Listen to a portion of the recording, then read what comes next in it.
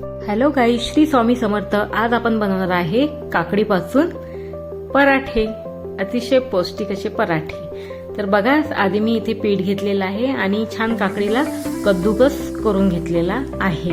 आता यामध्ये आपल्याला काही मसाले ऍड करायचे आहे।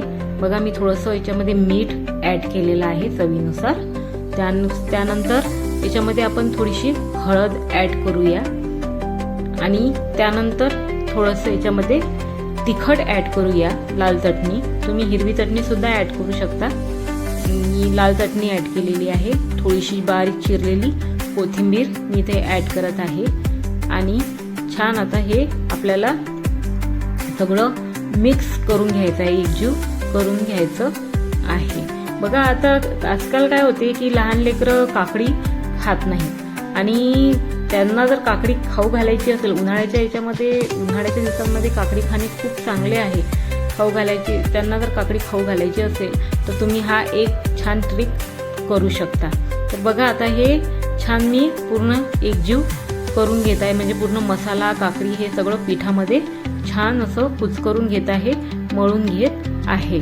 आता आपल्याला याला थोडंसं पाणी लावून मळून घ्यायचं आहे। छान आता एक आटाच आपण तयार करून घेऊ, उंडा तयार करून घेऊ। बघा, असं पाणी टाकून मी असा छान मऊसर सूद असा एक उंडा तयार करून घेतलेला आहे। आता याला आपण थोड्या वेळसाठी बाजूला ठेवून म्हणजे रेस्ट करायला ठेवू आणि नंतर बघा, हे अशा प्रकारे आता आपला हा उंडा तयार झालेला आहे। आता छान आपल्याला याचे पराठे तयार करून घ्यायचे आहे। तर थोडं बघा, अशा प्रकारे तुम्हाला ज्या आकारामध्ये आवडत असेल तुम्ही त्या आकारामध्ये पराठा लाटून घेऊ शकता। माझा तवा आता छान तापलेला आहे, याच्यावर मी थोडंसं तेल टाकत आहे आणि हा पराठा आता छान आपण शेकून घेऊया दोन्ही साईडने।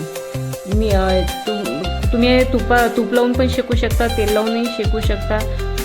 मी इथे खूप कमी ऑइल यूज केलेला आहे, कारण की जास्त ऑइली खाणंही योग्य नाही।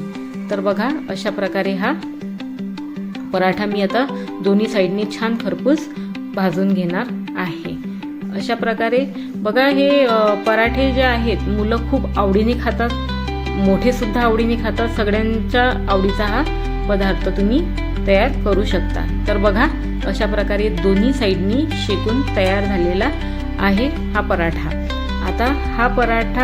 आता बाकी अशाच प्रकारे आपण बाकीचे सुद्धा पराठे छान शेकून घेऊया। हा पराठा तुम्ही आंब्याच्या चटणीसोबत, बघा ही छान आंब्याची अशी चटणी तयार केली। अरे बापरे, मला याच्यात स्वामी समर्थाचा चेहरा सुद्धा दिसत आहे, असा भास झाला मला, पण ओके। आता हा पराठा तुम्ही छान ठेच्यासोबत, कढीसोबत किंवा छान याच्या आंब्याच्या चटणी सोबत सुद्धा खाऊ शकता। आणि ही आंब्याची चटणी जी आहे ती ऑइल फ्री आहे, याच्यामध्ये एक थेंब पण मी ऑइल यूज केलेलं नाही आहे। याची सुद्धा रेसिपी मी तुमच्यासोबत शेअर करणार आहे। तर बघा, अशा प्रकारे हे छान मुलं सुद्धा आपले आवडीने खातात। रेसिपी कशी वाटली नक्की कळवा। श्री स्वामी समर्थ, जय जय स्वामी समर्थ।